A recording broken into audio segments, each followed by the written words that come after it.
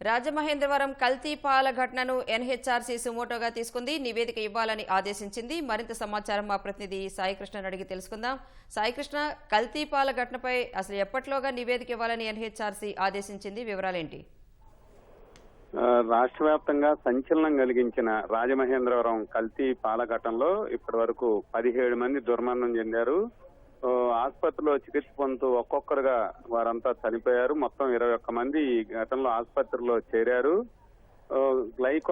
Ethylene glycol అనే రసాయనం విషపూరితమైనది. ఇది చాలా ప్రమాదకరమైన రసాయనం. పాలలో కలిసి ఈ మొత్తం ఆ పాలు తాగిన వారంతా కూడా ఇది ఒక్కొక్కరుగా మూత్రపిండాలు దెబ్బతిని ఆ తర్వాత అవయవాలన్నీ కూడా తీవ్రంగా దెబ్బతిన్నాయి. వారందరినీ కూడా వెంటిలేటర్ పై డయాలసిస్ చేశారు. రాష్ట్ర ప్రభుత్వం ప్రత్యేకమైన శ్రద్ధ తీసుకొని వీరందరినీ కూడా బాధితులందరికీ కూడా ప్రత్యేకమైన మెరుగైన వైద్య చికిత్స అందించింది. అయితే వీరిలో 2 బతికి బయటపడ్డారు, డిశ్చార్జ్ అయ్యారు. లాలా చెరువు చెందిన 2 వ్యక్తులు, వెంకటేశ్వరరావు, నాగేశ్వరరావు అనే 2 పెద్ద వయసు వారు. వాళ్ళిద్దరినీ కూడా సురక్షితంగా ట్రీట్మెంట్ చేసి బయటికి పంపించారు. కోరుకొండ మండలం నరసాపురానికి చెందిన పాల వ్యాపారి గణేశ్వరరావు శివరాత్రి తర్వాత గత నెల 15, 16 తేదీల్లో ఈ మొత్తం ఈ పాలు పోసి లాలా చెరువు ప్రాంతానికి చెందిన వారందరూ అతని దగ్గర పోసుకొని తాగినతో ఇది ఘటన చోటు చేసుకుంది. దీనికి సంబంధించి చాలా సంచలనమే కలిగింది. అమాయకులైన ప్రజలు అతను చేసిన పనికి చాలా బలైపోయారని చెప్పాలి. దీనికి సంబంధించి కూడా రాష్ట్ర ప్రభుత్వం పలు నివేదికలు ల్యాబులు పంపించి శాంపిల్స్ ద్వారా అసలు ఏం జరిగిందనేది కూడా నిగ్గుదేల్చింది.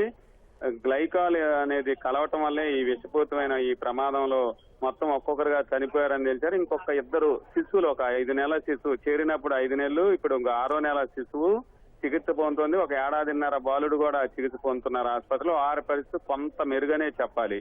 అయితే ఈ ఘటన రాష్ట్ర వ్యాప్తంగా సంచలనం కలగడం, దేశం దృష్టిని కూడా ఆకర్షించి ఎన్హెచ్ఆర్సీ తాజాగా సుమోటోగా స్వీకరించి ఈ కల్తీ పాల ఘటనకు సంబంధించి నివేదిక 2 వారాల్లో ఇవ్వాలని అట్లా రాష్ట్ర ప్రభుత్వ ప్రధాన కార్యదర్శి డీజీపీలకు ఆదేశాలు జారీ చేసింది. సుమోటోగా స్వీకరిస్తూ దీనికి సంబంధించి కూడా వివరాలు ప్రభుత్వానికి పంపించింది. రాణి, దీంట్లో ఇప్పటికే నిందితుడిని అరెస్ట్ చేసి రాజమహేంద్రవరంలో కేంద్ర కారాగారంలో రిమాండ్ ఖైదీగా పోలీసులు విచారణ చేశారు.